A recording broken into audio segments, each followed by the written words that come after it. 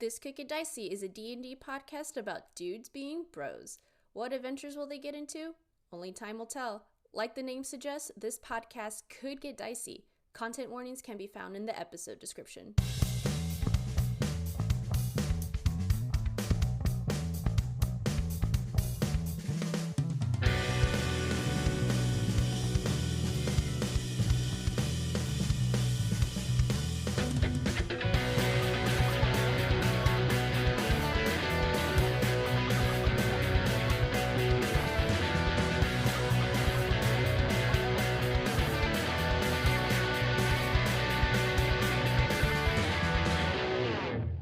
Hello, and welcome to This Could Get Dicey, a D&D podcast where a group of buds get to unwind from their 9-to-5s and step into the world of Drew Gala. My name is Destiny Nieto, I play Loomis Bjorn, and before things get a little too dicey, I'd just like to say it's a beautiful day to go to the farmer's market. Oh my god! Oh, yeah. I've been wanting to go! What'd you get? We got a bunch of little goodies. I thought of you, Becky. I was like, oh, I can't wait till Becky has this type of harvest and I can just go over to Becky's garden. But we started off by getting a really delicious matcha latte to walk around with. Mm-hmm. Okay. What does it rank on your listing so far? Number 2. Okay. Oh. All right. This is very good. I'm going to ask you the specifics afterwards of which one you went to. Do I say now? No, I guess not. Okay, cool. Yeah, tell us where you go and when you're there and what days you're there. Wait, no. But yeah, no, I got some carrots and squash and this little like meal prep for some pad thai. I feel like I got something else, but now I'm not remembering. But yeah, those were the highlights that I can remember that we got. I want to go so bad. I even talked to my coworker today about going to the farmer's market just because like they have stuff that grocery stores aren't going to have, you know? Mm-hmm. Oh, really good strawberries. That was something else I got. Ooh. Was the tamales person there? They were. Didn't get any, but they were. We're thinking of the same person. I think so. They used to make a black bean and sweet potato tamale. Oh my god. Yeah, we're thinking of the same person. It was so good. Wait, a black bean and sweet potato tamale? Yep. Oh. Do they sell? I feel like this same tamale person sells them in like the grocery store that I used to walk to at my old house. Has like a little freezer where they kept black bean and sweet potato tamales in there. I hope they've leveled up. That'd be cool. In, like small stores. They deserve it. Anything else? Did you see anything that you're like, next time I'll get that? I think more veggies. I think so. When we went, we're like, we just want to go. And I think next time, kind of meal planning of like what we're gonna have will be helpful because we didn't want to get a bunch of veggies and stuff, and then they go bad. So we're trying to be conscious of just like, we're going to wing it, but not too much because we want to use all the things that we get. Nice. There's nothing like a bushel of leaves that you're like, you buy and then you're just like, man, I got to eat a lot of these leaves sometimes. So like a head of cabbage, you're just like, let's hunker down. We're eating cabbage. I was thinking about that. I was at the store the other day and I was like, oh, cabbage sounds really good to put on a sandwich. Like a tuna fish sandwich. Mm-hmm. But then I was like, I am but one person. And that's a lot of cabbage for me to eat for like a long time. I would pay $1 extra for smaller cabbages for sure. Oh yeah, I would pay more money for a more consumable amount of cabbage. Or we could just start like, communicating with our neighbors and stuff and like sharing. Or, talking to your neighbors, gross. No. Or we get into preserving and then you take half of it and make sauerkraut. Ooh, okay, now we're talking. That sounds There's cool, a Asian market near us that does like quarter cabbages. Oh, so smart. Stop talking about smart. Geniuses. like a little watermelon wedge, a butt of cabbage. Bit of cabbage. On a summer day.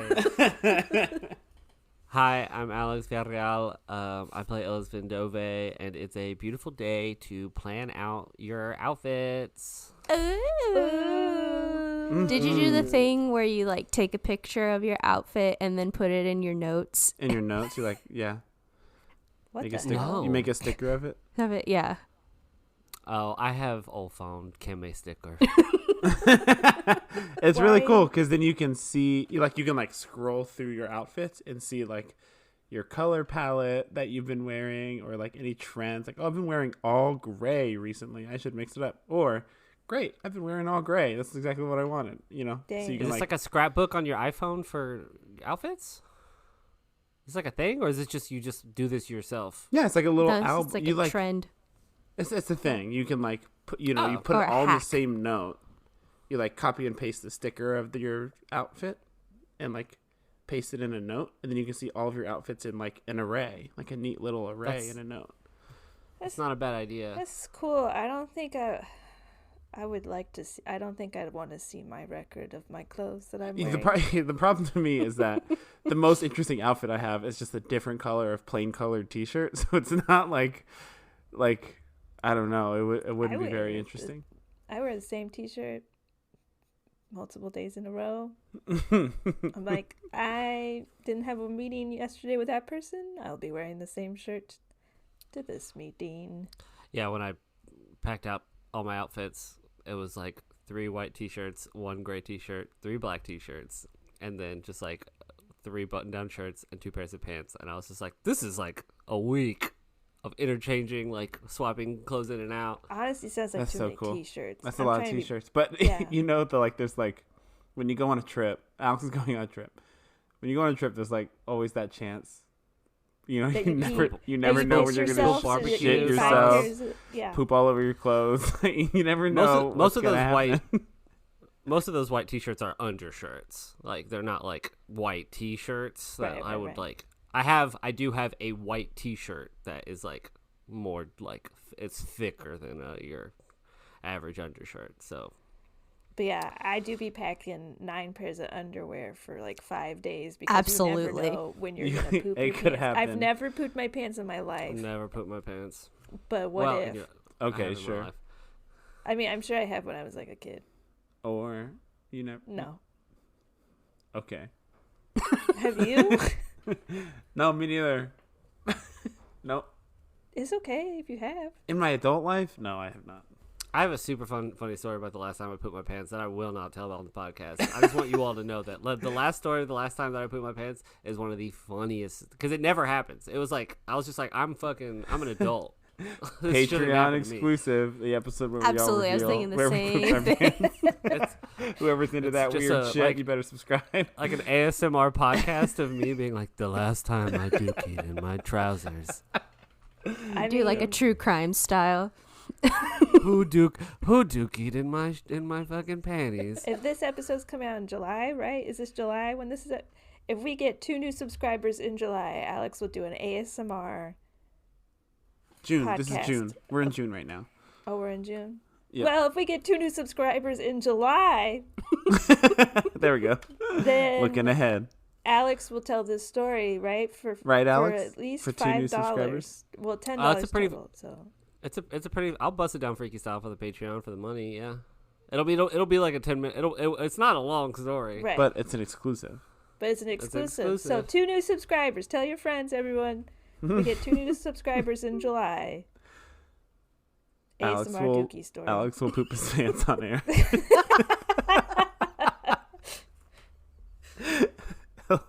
Hello. Y'all, just so we know, we don't plan these things. Like, I don't know what everyone's going to say. So this is the first time this is happening. But hello. My name is Kenny Chilton, and I play Emil Mazak, and it's a beautiful day to buy a plain colored t-shirt. I thought you were gonna say to poop your pants. No. just to, not that. Just What color did you buy? it's very green. It's like super green. Here, let me show Bright. Like, are we talking neon? Are we talking forest? You know who I wish would sponsor us? Blankapparel.com. Blank Apparel. Yeah. .com? Yeah. I have a shirt Oh. colored like that. A nice mint. Mint. Yeah. Spearmint. you. It's a pretty good shirt, right? Yeah. Hell yeah, brother. Dude, You little audio listeners at home, you're missing out on this great green T-shirt. If we get 3 subscribers on Patreon, I'll wear this shirt on air. And you'll never know what the shirt is. I used to, like, I don't know, I guess the last, like, 4 or 5 years, that's the only kind of shirt I want to wear. It's just, like, plain color, no text, no pictures. Just a straight up solid colored T-shirt. So pleasing to me. So now I buy, like, way too many of them. And they're cheap, which is another big draw. You should use blankapparel.com. I'm so glad you mentioned it, Becky. Blankapparel.com. I fucking wish. I'm wearing a Use blank offer apparel code shirt right shitting now. my pants 2024 for 20% off and free shipping. Yeah, I always noticed, That's- Kenny, that you don't just wear plain shirts. You have a slight V-neck to your shirts. Is that because your head's big? Okay, I'm so glad you mentioned it. Damn. No, getting my head through is fine. The reason why sometimes I wear a V-neck is that, like, I also have super broad shoulders. You could say I'm built like a refrigerator. And so the V actually helps with, like, the stretching over my, like, shoulders and chest. I called him Kenny Refrigerator Chilton. Kenny Big Head Refrigerator Chilton. I just, like, my proportions are like, if you copy and pasted a picture of me into Microsoft Word and then, like, stretched it out a tiny bit horizontally, those are, like, my dimensions. I've, like, stretched a little bit Now sideways. I want to actually take a picture of you and shrink you a little bit. And what would that look like? See a normal size. That's yeah. Kenny, you gotta stop editing pictures of yourself on Microsoft Word, man. It's not healthy for you. Yeah, I paid a lot of gotta money stop for this doing that. Microsoft license to do this. This is you and a bottle of scotch, just staring at a slightly widened photo of yourself. Yeah, that one bottle of scotch. Oh man, I'm not man. Alex, I need your help some more with that one. It's rough. If you would let me mix it with Coke Zero, I'll take it down. Sure, dude. At this point, I just need it out of the house. Hello, my name is Becky Schmader, and I'm the game master for This Could Get Dicey, and it's a beautiful day to harvest your first round of potatoes from the Oh, garden. fuck Dog. yeah. This gave me so much, like, secondhand joy. I like held my finger down on this picture on Instagram and looked at it for so long. It was so cool. So I learned a lot. I trimmed the top of the plant, and I was like, I'll leave them in the pot for 2 weeks to do their thing in there. But then I looked at it online. You don't have to do that. You do that to cure them, but you can also cure them inside. So I was like, well, we're harvesting them today, baby. So I took so I have 5 pots of potatoes total. I harvested 2 of the 5 just to do like a test round of like what's going on down under the dirt line, if you will. So I took the golden Yukon over, dumped it out. Plethora of potatoes. A Very decent nice. plethora Love of that. potatoes. I'd say about like 1.5 pounds, and that was off of, I think, 2 seed potatoes. I only found 2 seed potatoes in there, so unless one got chomped on, which one technically did get chomped on by what? I don't know. What in that dirt ate half of a potato? I don't know. All right. I don't want to know. The rest of the potatoes look great.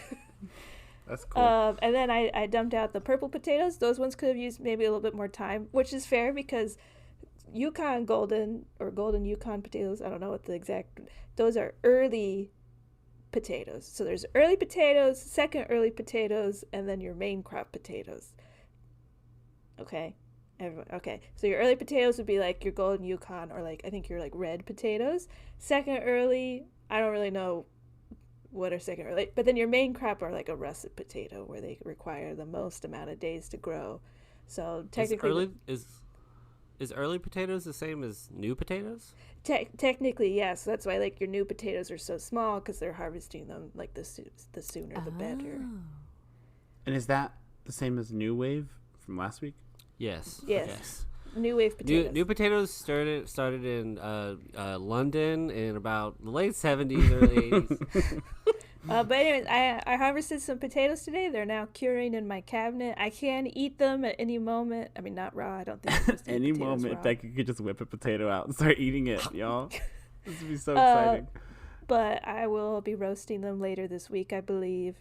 But yeah, to cure a potato, they need to sit in the dark for 2 weeks in like a climate-controlled area.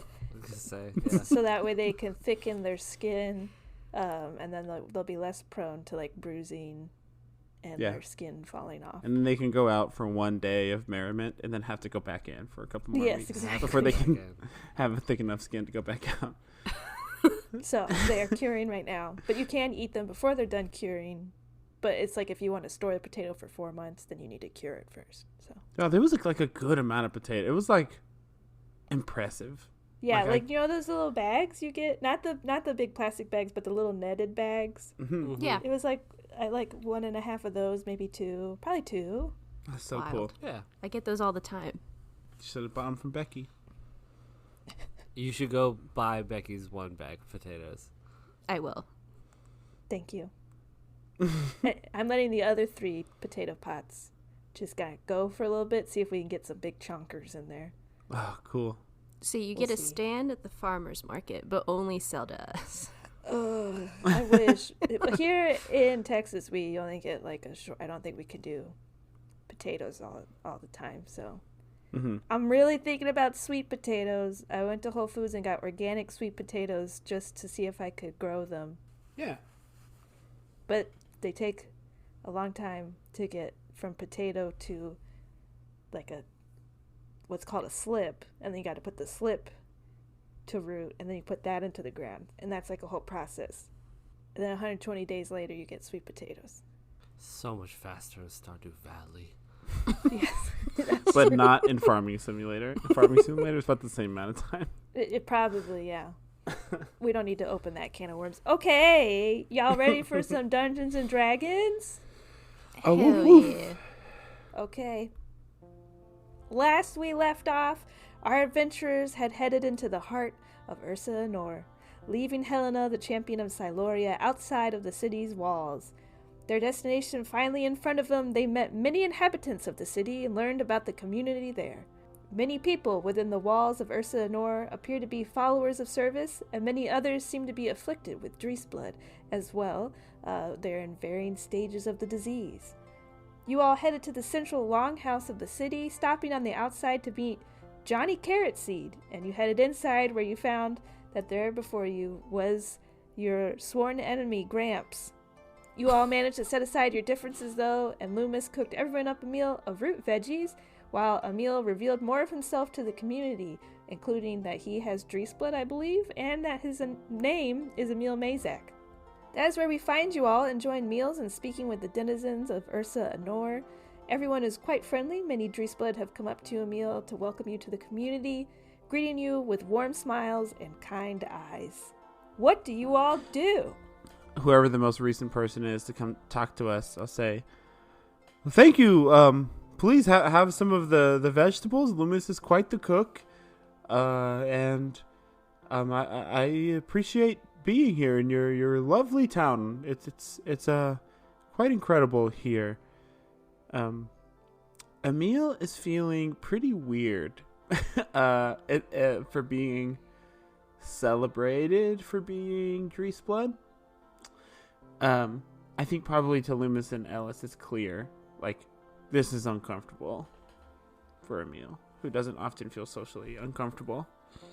I think at one point during the night, I kind of saddle up to Loomis at one point, and I go, "Do you think we should ask any of the people here about the headless bone people who attacked us? That Helena said we were followers of service, but like these people don't seem like weird bone people." No, but I think if we ask them, we should be careful with the words we use. We don't want to say we, straight up killed. Absolutely. I mean, it could have just been protection for their town. And they also just could have been just like bad ones. Like, I don't know. There's like bad ones of every kind of ones. Yeah, I mean, there's a murky line between, I guess, what's bad and what's good, I guess. We did steal their bones. correct. I mean, Uh, we didn't, but Mr. Popular did for sure. yeah, it's interesting that he feels. It seemingly seems like he does not feel comfortable, and it's interesting when people are so welcoming. I think in a town like this, Emil doesn't really seem like he's like, and I don't blame him, like, super stoked to have Drees blood, but, like, I feel like this little community, like, I don't know. It's kind of nice seeing people just kind of, like, learning to survive and live with what they got and coming together. But, yeah, I'm sure this is weird as fuck for him. Yeah, I mean, I'd be remiss to say that, it would have been cool to have a community like this, few decades, centuries ago for myself. Just like a fucking cool gang of vampires? Yeah, I tried to look, but usually cool and vampire doesn't, it's usually like bad and vampire. I bet that there's a cool group out there for you, Loomis, somewhere. Like, they're all, like, hanging out, like, underneath a bridge, like, smoking cigs or something. Like trolls. Trolls? Dude, trolls smoke ciggies? Damn, trolls are badass. I mean, under bridges, so yeah. Or, like, at the mall.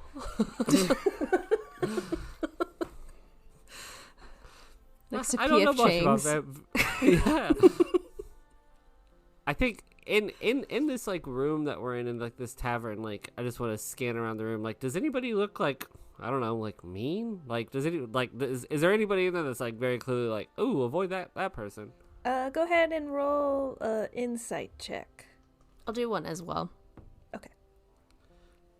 Natural 1. I'm just like, everybody looks pretty fucking nice in here, actually. Everybody looks really nice. Natural 20. 22. Oh, the scale. Don't worry, Loomis. Don't worry, Loomis. Everybody's nice in here. Yeah, I mean, I'd say everyone, like, looks pretty nice. I mean, I guess there are certain people who maybe give off the vibes of a little bit more on the, like, the witchy side, a little bit more on the, like, perhaps they would do some sort of magic that would bring skeletal remains back, but no one's really giving off the vibe that they're, like, inherently evil. Perhaps just, like, into kind of some spooky stuff, that's all.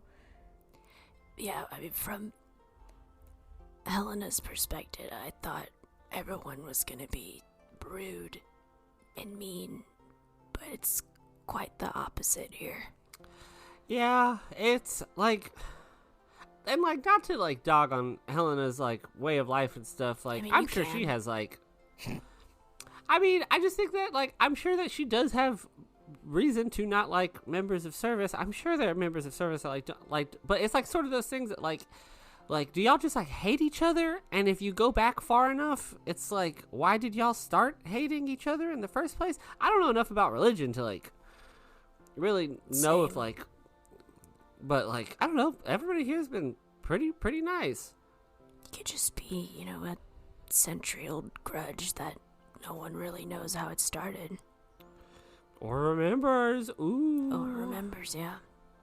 Hey, Emil, come over here. Hey, what's up? What's up, Prom King? How you feeling? You look nervous. Yeah, I mean, I'm glad that people are freely coming up to us and talking to us. That's great. I don't love being celebrated for my illness. I mean, it's better than being, like, despised, I guess. Yeah, but it's not like the sunny side up, yeah. Hey, good job. You got a life-altering, debilitating thing going on for you. Great, awesome, welcome. It's weird. What do you think your next kind of like plan is? Like, what's our next steps here? I need to question people without it being strange. I have a lot of questions, and I want to find the person that they pointed us to, whose name is escaping me. Same. Like those like town, they were like town leaders. They not them. I think they're followers of Surface. Maybe I'm looking for the one that the people in Oak Pines told us to seek out. Oh yeah. Well, something Flint. right? Gustav Flint. Thank you, Loomis. I want to find this person without it being super obvious. You know, like, hey, I'm looking specifically for this person in case that person is trying to lay low or something. But also, I want to find out more information about what these people know. They're in community. They've been here for who knows how long. They have to know more than I know. So I'd like to find a way to do that without it being awkward.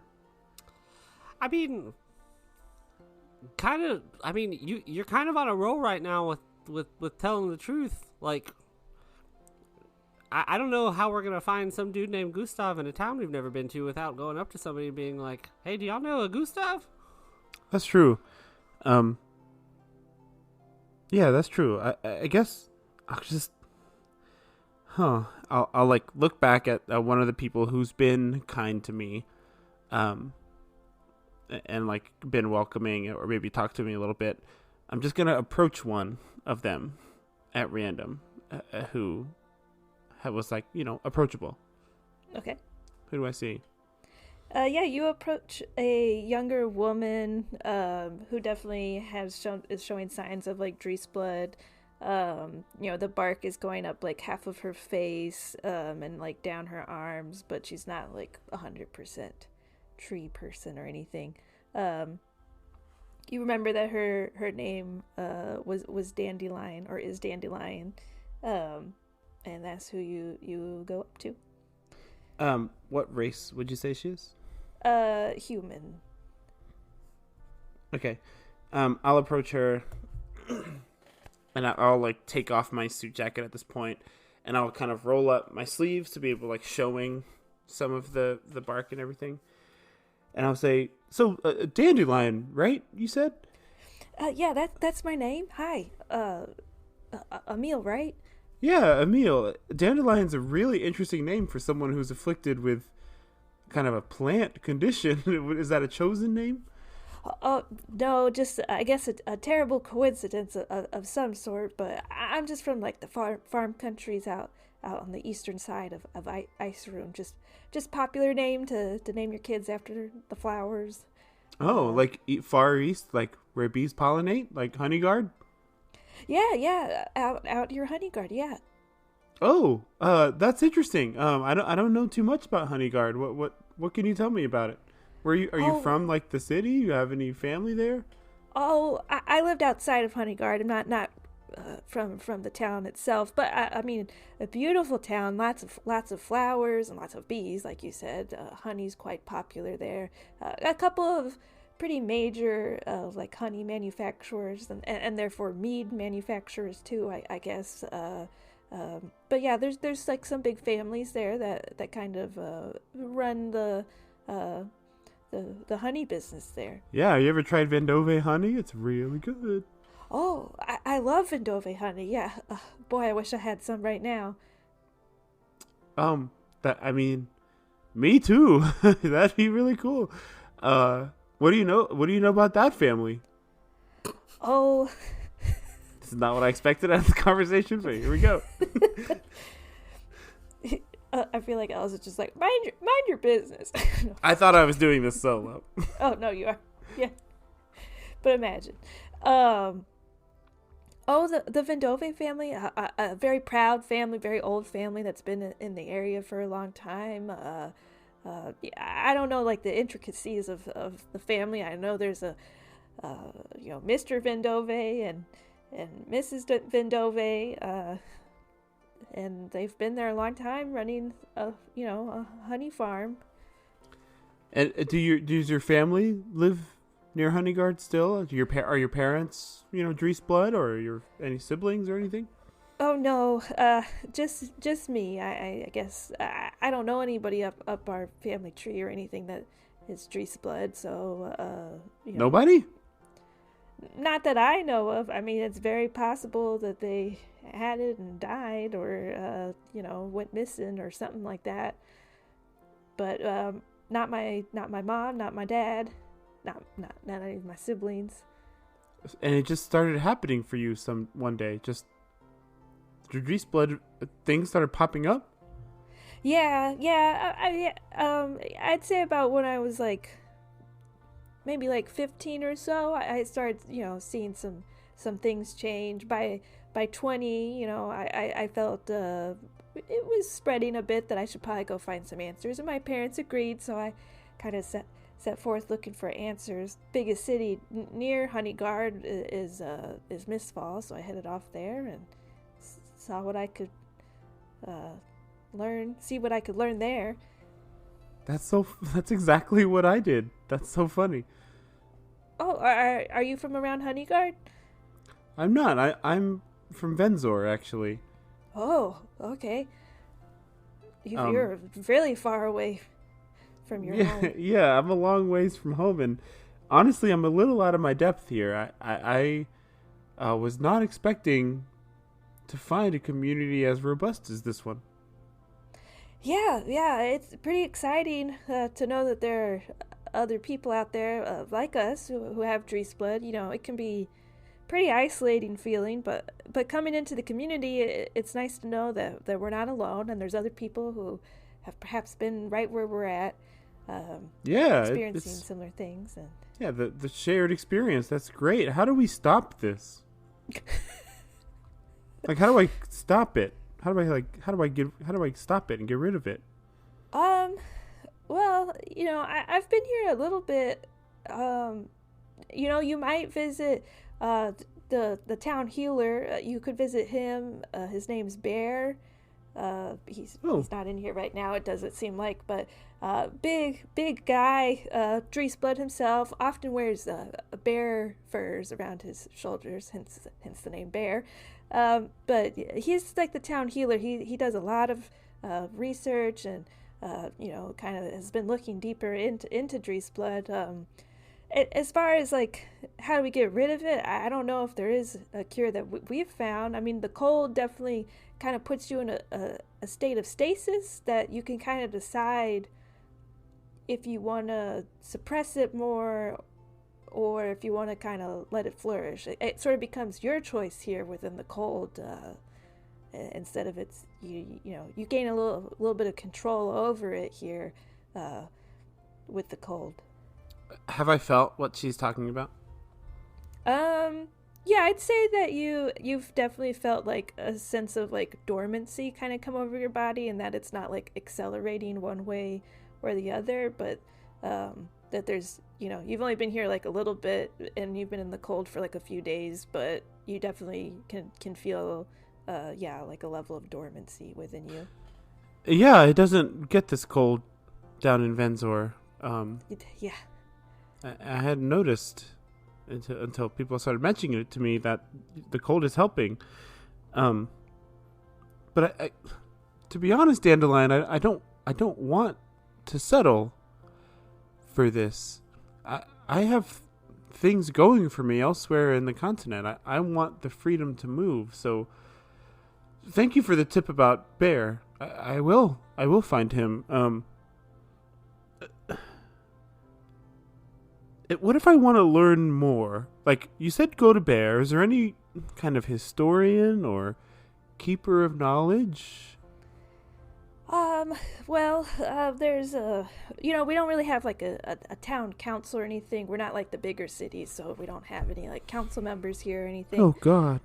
But there are some people that you could speak with that they might know more. They've been here for a while. There's Maria and Dade. They're both kind of de facto sort of leaders of the town in a sense, or a lot of people look up to them.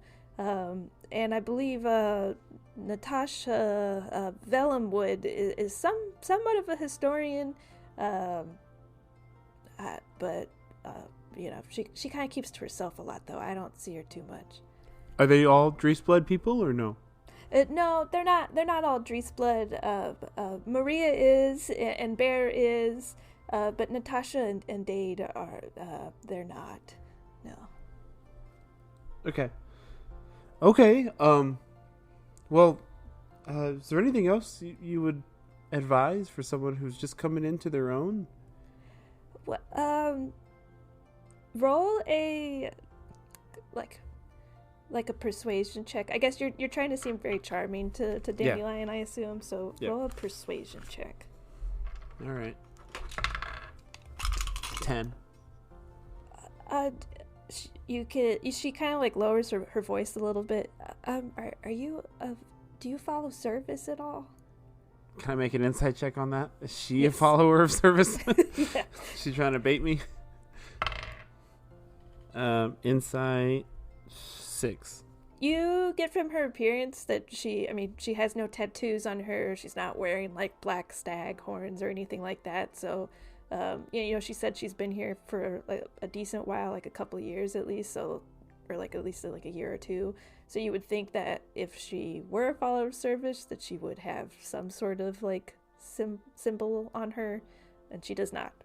I'll glance and look over at Ellis, who just told me to be truthful. The most I've ever gotten from a god is this like golden pear in the woods. And then that was only fleeting. So no, I wouldn't say I'm a very God-fearing person. Oh, you've been visited by Volpanus?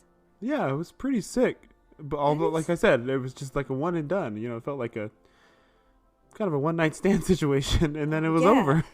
But you should feel honored. But anyways, I do. Don't get me wrong. I do. I'd say to the sky. I do. I feel honored. Oh, well, if you're not a follower of service, you can.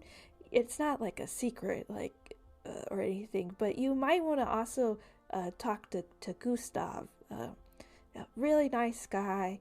Kind of just like. He's a non-follower of service, but it's not like a secret. People know of him. People know he's not a follower of service. I just don't, it's nice to be able to direct someone that way if you're not partial to service necessarily. That's very helpful. Thank you. Where could I find Gustav? What does he do? He's around. I mean, he kind of he's a baker. But he's I don't see him in here right now. You might head down the street, and she kind of points take down the street, take a left, take a right, guides you, gives you some directions to a person's house. He's often a lot of the people who don't follow service, myself included, she kind of whispers, and again, it's totally okay, you don't have to follow service here, but there's a lot of service followers here. But you can go to Felicity Simia's house, and again, down the street, take a left, take a right, and there's a house there. And a lot of people who don't follow service kind of gather there for our own little dinners together. That's great, and you're inviting us to come? Yeah. I mean, you all seem you guys are all like cool, right? Yeah, as long as it's not rude that one of us doesn't eat dinner, we're totally cool. Oh, that's fine. Yeah, it's each their own. Sure, yeah. That's very kind of you, honestly. Super cool. Most civil thing that's happened to us in the last couple of days, so thank you. Yeah, I mean, everyone here is very community driven, and if you didn't have dinner with us, you could certainly have dinner here in the Longhouse, and you're welcome at both, no matter kind of who you follow, but yeah, it might be good for you to visit Gustav too, just as another option, Thanks, Dandelion. This has been super helpful. I'll just reach a hand out to shake hers like a business deal. Yeah, very helpful conversation. Does she shake my hand?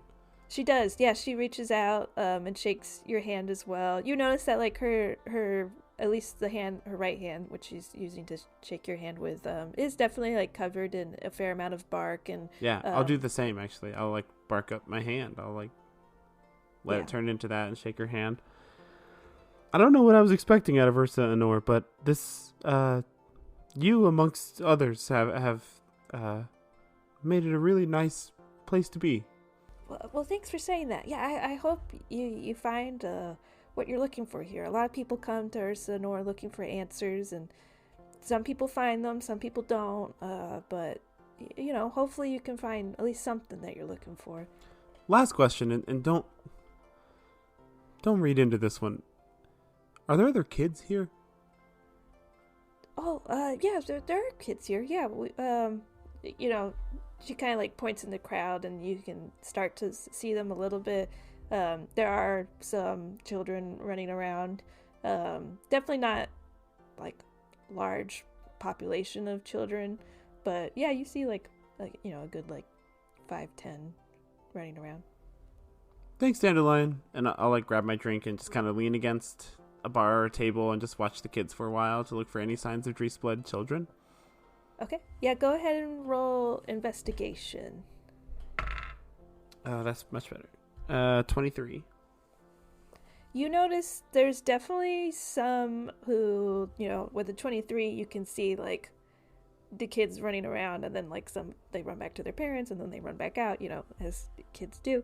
But you see that there's definitely some that look like they come from parents of like 2 Dreesblood parents, and those kids are like showing signs of Dreesblood and or are like way more progressed than like even you are with the disease. And then there are some that like have no signs of Dreesblood, and you know they go back to some parents that like don't have any signs of Dreesblood, or one of the parents has signs of Dreesblood. So it's you know, dominant where 2 parents have Dreesblood, unsure if they don't. Damn it. I mean, we'll just whisper under his breath.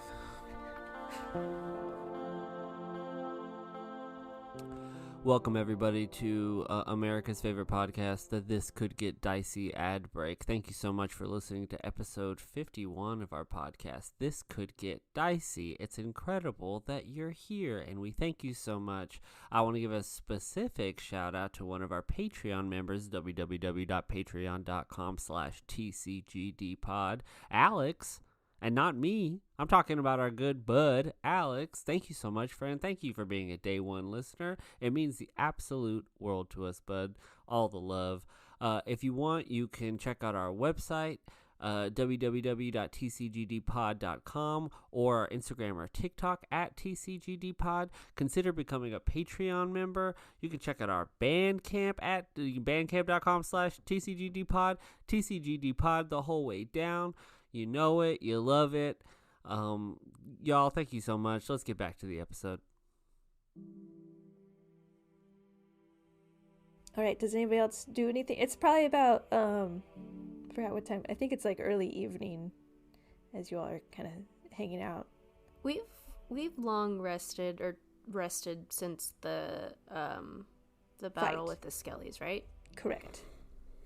I think I will just group back up with my party here, and I'll kind of just share what I've learned and summarize. Yeah, they you know, there's a few people of interest we could look for. Bear, a town healer, also like a researcher. It seems like, you know, Maria and Dade, who we heard about already. Another person, Natasha Vellumwood, a historian, maybe kind of hard to find, but I mean, this letter, as far as I can tell that I have, was sent like 40 years ago, so a historian might be useful. And then also, I did get a lead on a dinner spot for us, so I made a reservation, so we have a dinner spot. Tonight? Y'all just had dinner. Maybe tonight, tomorrow, whatever. I could always eat. If you want to go to a gathering place of non-service followers, maybe get out of this religious mumbo jumbo for a little bit. Yeah, I also don't like, I hate to say it, I don't like community style eating. There's like that nagging feeling that you're not going to get enough. I can't stand it. But then you like, don't. The competition. And then you feel like a dick for taking more. Absolutely. But like, you're hungry. It's a lose-lose. And then there's always food left over at the end, and you don't want to be the guy who, like, 20 minutes after the meal is ended to, like, get more food. You're like, still hungry. And if I say, hey, I brought a Tupperware, can I bring some home? It makes me seem cheap. I hate it. Yeah. They're like, okay, Tubbo. Seems like a y'all problem. Yeah, I agree, Loomis. That seems like a y'all problem.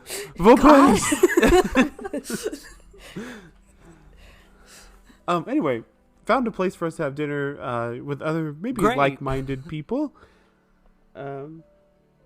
That's what I got so far. So those are some leads. You know what I'm really excited about, y'all, about this town? Not the fact that there are Drees blood people, although that is good. Doesn't seem like anybody wants to fight anybody. Dude, if we can kind of keep it that way, that'd be fucking sick. I agree. So let's make this like a bloodshed free, Noxus free zone. Not just, I'm not singling you out. I'm saying like all of us, like no killing or anything. Hold on. Let's just pause really quick. One Emil. Hey, really quick. I think everything was going just fine until you said that. I think everything was going swimmingly, actually. And then you're just like, let's hope Noxus doesn't cause any problems. You got any comments about Loomis, bud? I said blood. You. I said bloodshed free. I was referring to Loomis when I said that. I will need to kill something or grass soon. So okay. That's no promises there. Okay. I just mean, everyone's pretty chill here. If we could, like, not start anything. Like, I mean, Venzor's a pretty chill place, and then Noxus was like, hey, bring in these two donkey-headed fucking assassins to this party and fuck everything up. So I don't want that to happen here, is what I'm saying. Well, also, I'm sure your persuasion and deception checks will be mad helpful. I'm like, let's go to dinner. I don't know if they're ready for us now, but yeah, okay, we can just walk down the road, sure. We'll start trying to follow the directions to Felicity Simia's house. Okay. Yeah, go ahead and roll just a survival check just to see how well you can like remember the instructions and all that. 21. Oh, okay. No problem. You've figured it out. You've got it memorized based on what Dandelion said. You all kind of make your way through town. It takes about, it's not a very big town, but you're kind of slow going, taking in the sights, sort of taking in, what's going on, and seeing everyone light up some lights within their homes and stuff and make dinner there. Not everyone eats in the longhouse all the time, so it's not, you don't have to eat there necessarily. So you see some families starting to eat dinner at home. After about like 15 or 20 minutes, you all make it to Felicity Simia's house, or what you assume to be her house. It seems pretty large up top of the house, and you know that people's homes kind of go down like underneath the ground a little bit as well, but knowing that the top portion is still pretty big. And do you knock on the door? Mm-hmm. Okay. You knock on the door, and a furbolg man with large patches of bark across his whole body, and most of his body, in fact, it kind of like his hands all the way up to like his neck, you can see. It doesn't really get on his face at all, or it's like not really on his face, but it definitely like is creeping up past his neck. But yes, this furbolg man with sort of a pale blue skin like on his face, and then like dark blue hair sort of drawn back into like a little ponytail, answers the door. Hello there. Can I help you all? Yes, it's a beautiful day to not be a follower of service. Am I right, brother? Roll like a charisma check. Okay. I look at Loomis and I go, what did I just fucking say? What kind of opening is that? Wait, what'd you get? I'm not good at not schmoozing. I got a natural 20 for a 21 total. Okay. All right. Hey. It's a beautiful day. You must be new here at town. Please come in. The three of you, you're welcome here in the home. Come on in. My name's Leo, and I'll show you guys in. Did somebody in particular send you all here? Thank you for specifying that I am allowed in. Yeah, sure, of course. Yeah, we were pointed this way, told it was the house of Felicity. Is that true? Yeah, this is Felicity's home. Yeah. Oh, that's good. Yeah, right. Dandelion pointed us this way. I'm. Dandelion. Okay. Yeah. Yeah, you see, I am Drees blood, but don't Yes. give a hell about service. That's good. Yeah, that's fine. I mean, yeah. You don't see me wearing any stag horns. No, Here. yeah, me neither. Yeah. This hair is too good for horns to be in it. Well, it can kind of look cool. Come on in. Hey, come on in, everybody. You all come inside, and there's like a fire burning up here in this sort of like sitting area. There's, some. You see that there's, like sofas and chairs set up, but you also see that there's like some beds kind of set up here. This seems to be sort of like more of like a study / like den / like sleeping area, and Leo sort of guides you down some stairs into like the underground part of the house as well. And going down there's an even bigger fire sort of roaring. There's an older dwarven woman who is sort of like by the fire tending to like a bunch of pots. They have like a big wood stove next to it as well, in which she's managing pots up there as well. There's quite a few people, I'd say like 15 people maybe down here at a big long table, setting up plates, cups, more community dining. But Hey, cool basement, man. But yeah, big long table. They're setting up like the dinner plates for the evening. There's like just definitely like a hustle and bustle to the room. You kind of like looking past the dining area and this like kitchen. You can see that there's like a bunch of rooms lined up and like a bunch of some bigger rooms that have like multiple beds in them. But this is kind of like you're putting together. This is maybe like a safe house of sorts that people stay in when they don't want to get like a house of their own, or this is sort of like a little like in between house of sorts. You come downstairs with Leo though.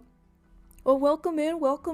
So yeah, over here, this is Felicity. Felicity, I know it's almost dinner time. Oh, Leo, you're bothering me. The soup's almost ready, But she turns and like tastes the soup a little bit, puts the ladle back and looks over to you three. Oh, welcome. This is my home. I'm Felicity Simia. You can see that she's wearing like very worn leathers and furs all over her body. The bark has spread across most of her body as well, but she has not lost any bit of like her dwarven self. She's very much like still dwarven in appearance. Her face is still very dwarven despite like patches of bark. She comes up to the three of you all. Please, I'm Felicity. Welcome into my home. Are you all staying for dinner? Yeah, we got kind of an invite from somebody my friend Emil may name Dandelion. If that's cool. Of course it is. I'm so glad Dandelion decided to bring home some friends. Dandelion, are you here? And you see like her kind of poke her face out from like one of the rooms across the dining area. Oh, yeah, I'm here. Oh, good, you all made it. Please make yourself at home. Yes, make yourselves at home, like Dandelion said. Please, you all look like skin and bones. You certainly need to eat, especially this one. Do you eat? Pointing at Loomis. You don't eat. All right. I don't need to. Okay. Very strange one, but welcome no less into my home, please. Thank you for having us. My name is Ellis, and like I said, this is Emil, and that's Loomis, and we're the Squirrels Foolies. We're just like a group of people. It's weird to introduce yourself as like a name to. Sorry. Don't be sorry. An adventuring party is so exciting. Sometimes we usually get individuals here, but an adventuring party in my home. How exciting! We came here to Ursa Anore, because, well, my friend Emil here has some questions. You'll have to forgive him sometimes. He gets a little nervous and a little brash, but he's kind of in need of some information. Oh, I'm sure we could we could talk your ear off about any information that you might need over dinner. But please, I must get back to the soup. Please sit down, and Absolutely. Gustav will be here soon, I'm sure, with some fresh perfect. bread, I'm sure. But please sit down, and we'll get some dinner to everybody, except for you who do not eat, sure. And we'll answer any question you might have. Thank you so much. You have a lovely home, and this is a really rad basement. Thank you. It's really, these are how the houses are built. It's not really much of a basement as much as it's just part of the home. But she kind of like, she's shorter, but she kind of like reaches up and sort of like pats you all on the shoulder and like the cheek, and then she kind of stops at you, Loomis, and is like, kind of just like, does a little air pat sort of thing. It's like, okay, I'm not sure about you. That's okay. All right. She goes back to cooking some meals. She's making some nice like beef stews and vegetable stews, and a nice pot roast, and just a big old warm hearty fall meal. Leo, the furbolg who guided you down here, kind of like ushers you all to the table to sit down next to him, and Dandelion eventually kind of comes out and joins you all as well, along with the other like 15 people that are there. It's a pretty big table that can sit like 30 probably. Dinner's almost ready, but is there anything I can help you all with? Answer any questions you might have? Welcome to Ursa Anore, and welcome to Felicity's home. How many Dreesplit are here? I keep seeing more around every corner and every building I go to. There's more here. There's a lot, yeah. Well, think about years and years of people kind of being lost with Dreesplit, unsure how they fit into society, and eventually they all kind of wandered up here in the world. I'd say overall in the town, there's maybe 100, 200, something like that. Oh my god, that's way more people than I thought were afflicted with this. I thought jeez, for a long time, Leo, I thought I was alone. Well, I'm glad. Yeah, you're not alone, okay? You're not. Can you like do stuff with your Dreesplit? Can you like do you have any other abilities? Yeah, I can kind of, I help cultivate the ground sometimes. I can like send roots out that can kind of like push up the dirt a little bit. I know that some people can kind of craft some berries and stuff. The berries kind of grow on them sometimes. I noticed that you seem to be able to like I feel like your bark skin kind of like fluctuates a little bit. Like you have this like, you can kind of suppress it and then it kind of comes forward. You have this ability to sort of suppress it and then kind of bring it forward again. That seems, I don't see that one very much. That's interesting. I've made it a point to be able to hide it. I have all these custom suits made and to be able to cover up, as it's presenting itself, the buttoned up shirts, the ties, and the I've got special gloves made and everything. I've been trying my best to cover it up. I feel a little more comfortable here, honestly. I rolling up my sleeves and letting it all hang out, so to speak. Yeah, you should feel comfortable. I mean, no one here is gonna ostracize you for being Dreesplit, that's for certain, and no one here in this house certainly, and no one really in Ursa Anore either. But no, I've never really heard of people being able to suppress it. I'm trying to think back when I kind of first started getting signs of it, if I could suppress it, or if it was just sort of the inevitable thing that I was having to accept in my life, and so I did. But I've been working very hard at it for a very long time. Well, that's interesting. Okay, well, we'll be sure to take note of that one. We kind of like to take note of different things that people have, as they come in through the door, sort of signing the guest book, if you will, of like, what's your thing? Who is we? Who takes record? Well, I guess, I stay here all the time. Like, this is kind of my house, along with, like, Felicity's like our mom, But I stay here. Gustav, he doesn't live here, but he's here a lot. So I guess we have like our own kind of. I'm not much of a healer. Like I'm not like Bear in town or anything, but like I'm trying to learn like a little bit about people as they come through here. How does Felicity? Why is Felicity the one who everyone goes to? Has she been here the longest or something? Well, she's been here a long time. She's always been sort of willing to open her door. I mean, look at that woman. That's mom. You know, like that's a mom. Mom.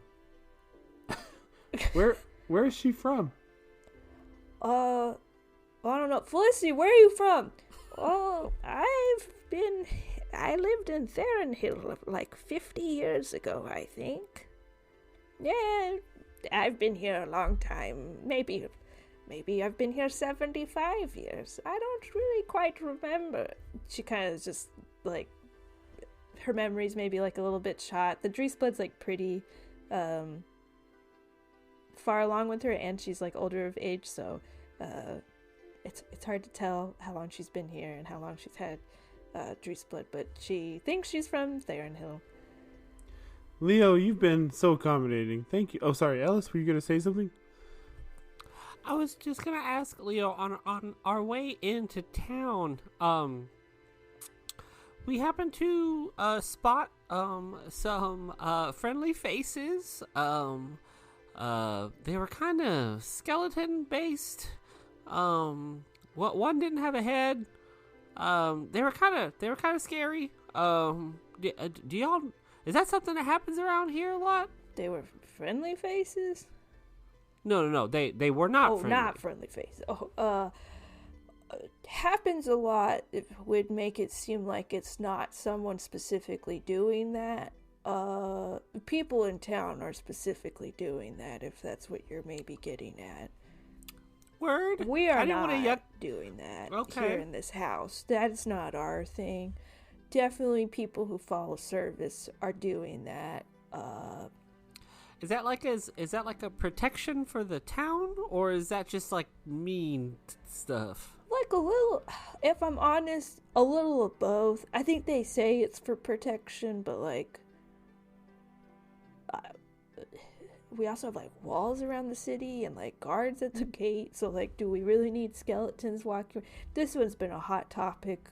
Not recently, but in my years here, it comes and people are like, do we really need the skeleton guys walking around, quote unquote, protecting us? Or are you guys just kind of wanting to do your magic on these skeletal things that were killed by, you know, they say that they're upset because there's like a hunter that comes through and like the hunter kills a wolf and we shouldn't be harming, like humanoids shouldn't be like afflicting like onto nature like that, and so then they get mad and then they're like, well, let's go kill the hunter, and we're like, we don't need to be doing that, it sets a bad precedence of people, and then they go kill the hunter and then they take his bones and then they draw the little symbols on it, and then the skeletal guy starts walking around. It's like, I'm gonna kill stuff to kill, like if a hunter comes, then the skeletal guy will kill the hunter who killed a wolf, and then they're like, it's for protection. Damn, that's a lot of politics here, you know. Yeah. So like, as you know, we're kind of new in town, and we don't want to yuck anybody's yums or anything like that. Would you mind telling us like kind of who's doing that? We I imagine we're gonna be talking to people soon, and I don't want to accidentally be like, "Fuck those skeletons," and somebody's like, "That's my skeleton," and then there's egg on my face. Pretty much, if you see anybody who seems to be a worshiper of service, that might be their yum you're yucking, so to speak. Okay. So, yeah, about like 75% of the town potentially. Good to know. For sure, we love doing that. Pro skeleton guys. Yeah. Are you guys okay? Like, did you get bit or anything by them or anything like that? No, I think they I mean, they kind of came up on us, but we were able to No, hold on, wait, no, I was bit on the leg. Oh, well, prop that thing up. Let's take a look at it just to make sure you're good. Am I going to turn into a skeleton tree or something? I'm not going to say no till I look at it. Okay, I'll show my bite wound. I looked he at it. I take- thought it was fine. Yeah, let's look here. He like kind of, you guys roll back your pant leg and he takes a look. Oh, okay. Well, you're gonna be fine. Yeah.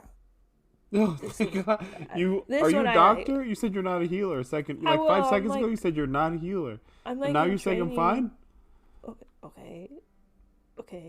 I'm sorry. I'm scared. No. See how the skin broke, but there's no bruising or deep like incisions from the teeth? Then you're good to go. You're good to go. Oh, thank God. Okay. You know, the bite has to be like at least 2 inches deep for a potential. We don't really know what like, it's a lycanthropy. Is it like a skeletal? Do you become a skeleton? We don't know. I don't like messing with it, you know? Yeah, we're good. Anyways, that's part of the reason. That's on our like cons for skeletal guys. We don't want more skeleton guys walking around. So can we not have them so they don't bite people? Seems pretty logical, like a logical train of thought. Thank you. Thank you. Well, thanks for answering that. Good to know. Where's this Gustav guy at? Well, dinner's almost ready, so he should be here. The door crashes open, and down comes a halfling guy carrying like a big bushel of bread. Halfling man, curly short black hair, his skin tan with large patches of bark across it. Oh, sorry everybody, I'm a little late, but I got it. I got the bread for tonight. So, we got some newcomers here. Well, welcome. I'm Gustav. And he comes over to you. Howdy. Hi, we are the Squirrel's Foolies. It's nice to meet you. I'll put out a bark hand towards him. Oh, such a pleasure. Oh, okay, a fellow Dreesplit. Well, welcome.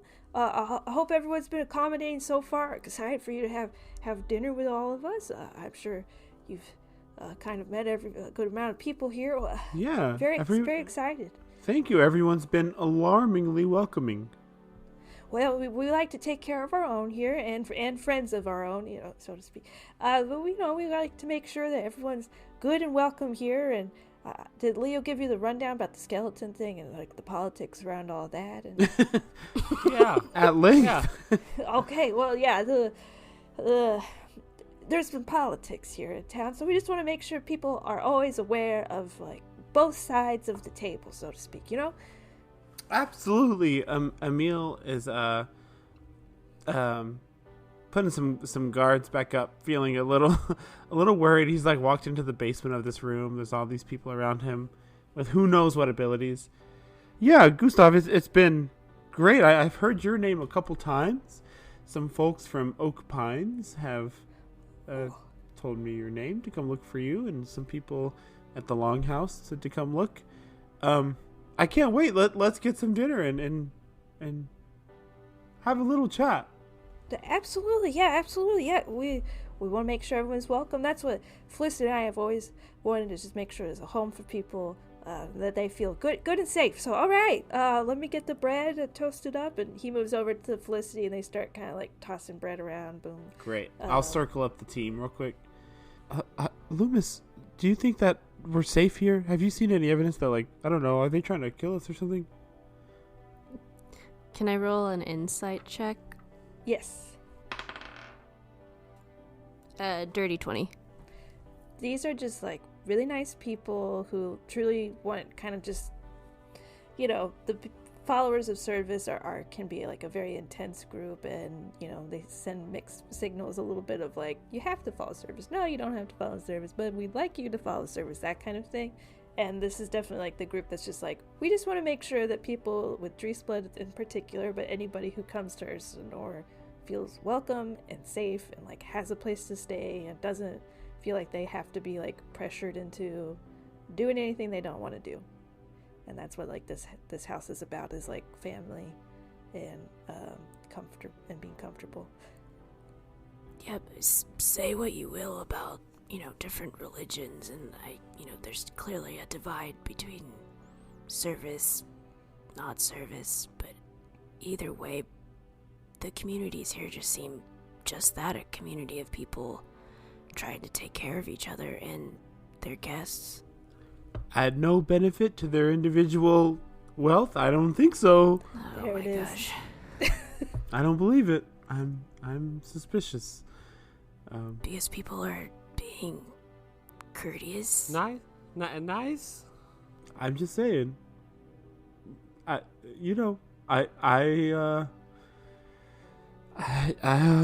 It's too good to be true. I don't want to just be blinded by goodness and forget to look for danger, because we seem to run into danger everywhere we go.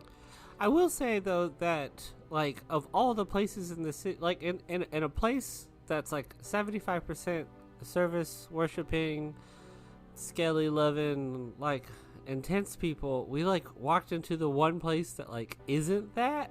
Like we could have gone to talk to like Maria and Dade first, and we probably would have gotten some rough vibes. I think we just walked into the good vibe house. I hope you're right. I mean, you're both saying so I will believe you. I will go with it.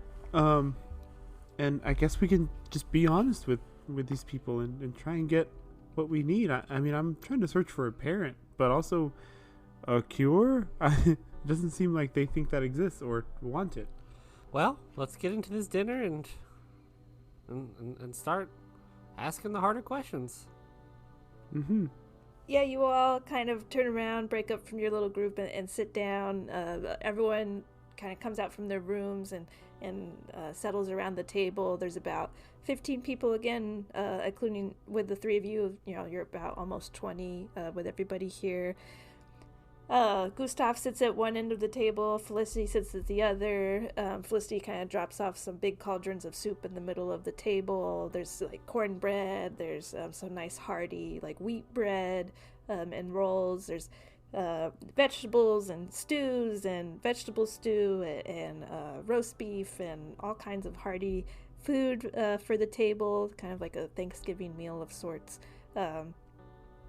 And after everyone's kind of like, or as people are dishing up their plates, Felicity and Gustav sit back down at the heads, and Gustav kind of raises they also have like a big ale keg, not one that you dip out of, but has a spigot.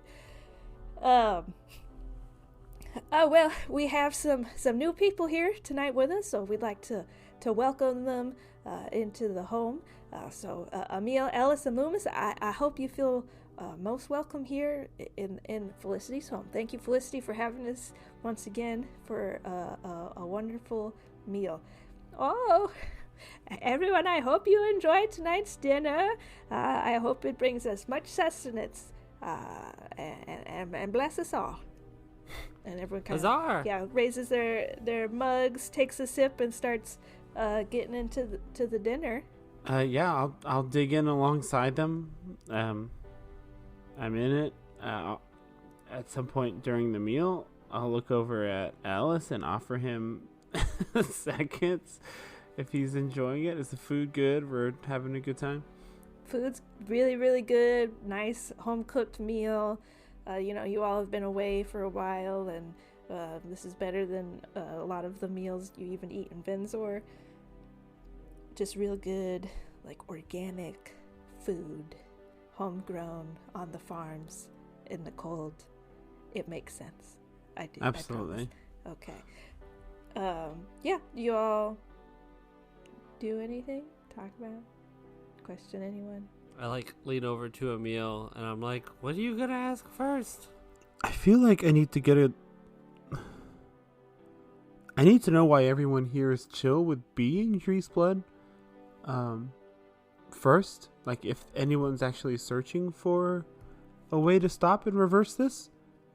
And then I also want to know if anyone's come from Venzor, roughly 40 years ago. Are you concerned that it's like a faux pas to ask if it's curable? I asked Dandelion and she didn't seem to think it was weird for me to ask. She didn't know the answer, but I think I'm okay to ask. I think you're okay to ask. I mean, like, I feel like all these people came here because they had to. So many have stayed. So many. But I can't imagine Kara Angel and Zalda being here. We're city folk, you know. This isn't the life for us, and I wouldn't want to try and move them here. So I'm not like changing course or anything, if that's what you're thinking.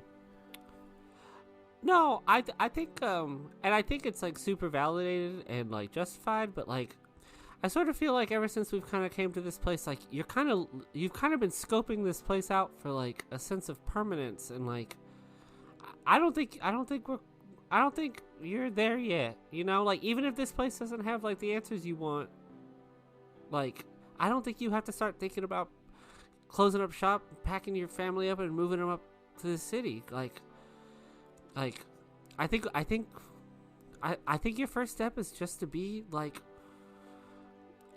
earnest and ask questions, and if you don't get the answers we want here, we fucking leave and go somewhere else. There's just so many people here who are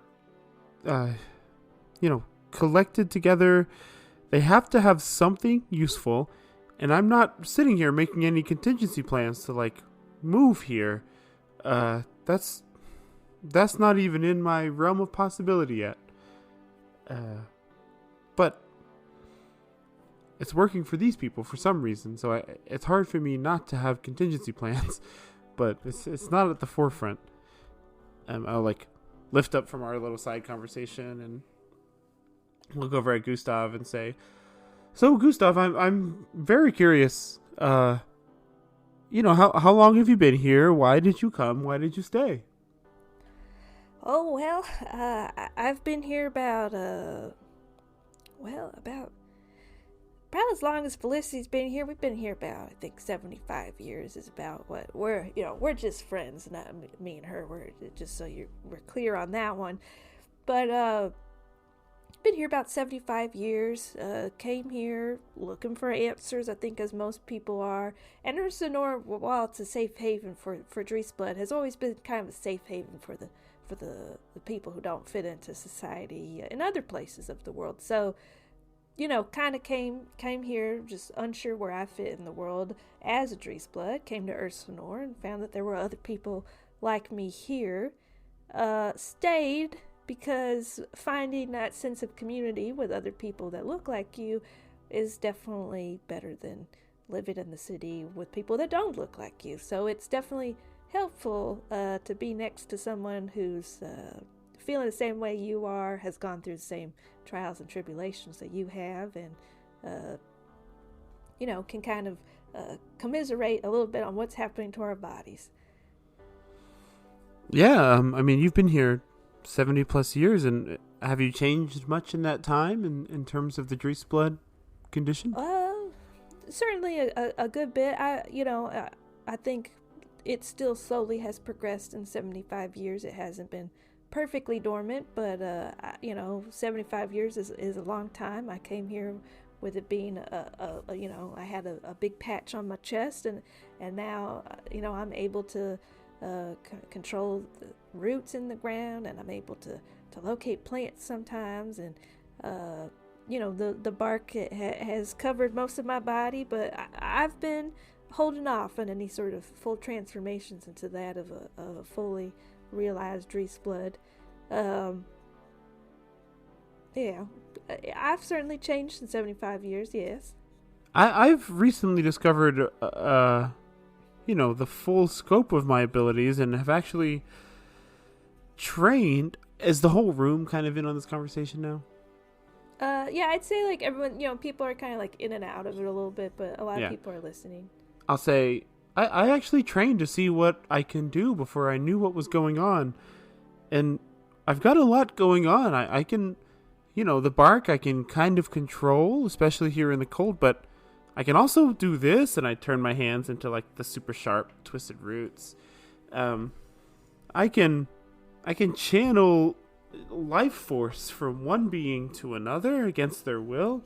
I can summon the magic inherent in the nature and shoot it out as, very harmful vines or whip, or I can even compel people to want to fight me. I can heal myself. I can heal other people. I've got these, and I like pull out the couple of berries that I have left on me. How am I any different? Or are there others here like me? In all my time here, I'd say that I've seen people who could do a handful of those things, you know, people who could make their hands into spikes. I mean, some people even at this table can summon like a thorn whip and have berries growing on them. But to be able to do so much is definitely rarer. I'm sure there's some people in town that can do all of that, but we also don't have a lot of reason to do all of that, so to speak, so we're not necessarily flexing all of our skills all the time. I love that, actually. I'd love to not have to do any of this. Has anyone else here been looking for a way to reverse it? Or stop it? Or remove it? Oh, a cure? Yeah, we've had a fair share of people come through looking for cures. I think many of us came here at one point looking for cures. Is there a cure here in the town? No. Are there people here who know how to make a cure? No. Have we heard rumors of cures out there? Of course. Have people left to go look for those cures? Yes. Have we seen those people again? We have not always. Some people return and they say they didn't find the thing they were looking for. Others we never see again. Cures are good. It would be a solution to this affliction for certain, but many of us had to uproot our lives just to get here to Ursa Anore. So uprooting our lives again to go looking for the unknown, to potentially get rid of an affliction that many of us have come to peace with because it's what we had to do. It's just something we're not interested in a lot of times. Not that it's bad. If you want to look for a cure, by all means, keep on looking. You all look so happy. Like, everyone here seems so content and peaceful. God, I hope I can feel that way someday. Maybe I just have to go through this before I can feel that way. But yeah, I'm not done looking yet. I'm not done trying to get back the life that I should have. Where does this come from? Like, how did this originate? Does anyone in town know that information? I'm sure. I have theories that maybe Bear would know more about that. He definitely does a lot more research. I mean, they do research. I don't want to say on us. That sounds like they poke and prod us and all that. But, Bear takes blood from us, kind of examines it sometimes, and that's suspicious sounding, and that's because it kind of is suspicious. But he would maybe know more, and I'm sure with a new Dreesplit in town, he's going to want to see you, especially if he hears that you can do all that. He's a nice guy, though. He can help you understand yourself a little bit better, but where it comes from, it's unknown, I guess. People have been here 100 years more. Genetics, perhaps. Someone somewhere down the long, long line, perhaps, had someone with Dreesplit in the long line, and it's sprinkled down to all of us, or perhaps a god spread it to someone a long time ago. We don't fully know. Okay. I will go to Bear. If anyone sees them, let him know that the Squirrel's Foolies are looking and ready for answers. And I'm happy to be tested on. I've done it plenty. I guess the only other question I have for you all tonight before we can just enjoy our meal is, does anyone know if another Dreesplit who came from Venzor about 40 years ago? I think Gustav kind of ponders for a moment, and he kind of looks over at Felicity, and across the table they're kind of both pondering and thinking. A lot of the people here in the house are definitely younger, have kind of been here maybe 15, 20 years, but these two have been here definitely the longest. Well, yeah, there's been some people who've come from Venzor over the years. a very few amount. If there's anyone still in town from Venzor, it'd probably be, I think Maria was from Venzor a long time ago, so that might be where you start. I noticed that she's not here at this table tonight. Is she someone I can trust?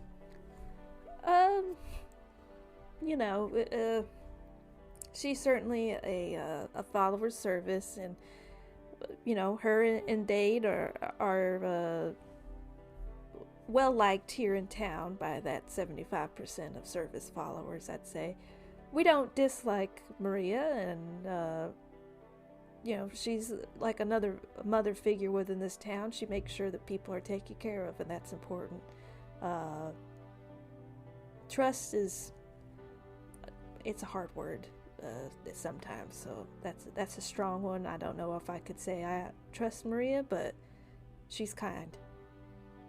Well, thanks. If anyone has questions for us about the outside world, we've been kind of all over recently, just kind of traveling, looking for answers, and I'm happy to answer whatever you got.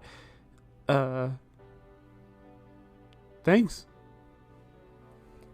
I think you all continue your meal with everybody. There's kind of like a merriment and a light energy in the room. I think some people definitely like ask about like, oh, what's going on in Venzor and what's going on in Mistfall, and like, have you been over here? Like, that's where I was from. Like, I came from there 10 years ago, whatever.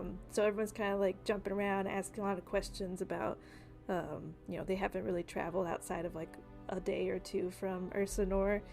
And you all continue your conversations through the night and the merriment, and you're all welcome to stay there. And that is where we will end for tonight. Wow. At one point, Emil said in this episode, "I don't give a hell," and I've been thinking about it ever since he said, "I don't give a hell." I don't give a hell. I don't give a hell about I'm service. so good at cussing.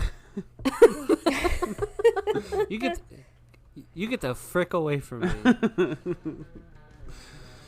This could get dicey. It's been a minute since we've had a good lore episode. This one, pretty good one. We'll see where it goes. Thanks for sticking around through these, 50 some odd episodes. It's awesome to have you. Go follow us on socials at TCGD Pod, namely Instagram and TikTok, where we post all kinds of stuff. Check out our website, tcgdpod.com. And then also our Patreon's the big deal right now. The more you support us, the more we can make this show better and better. Thanks for sticking around, and our next episode's coming out next week, June 12th. Thanks. Bye.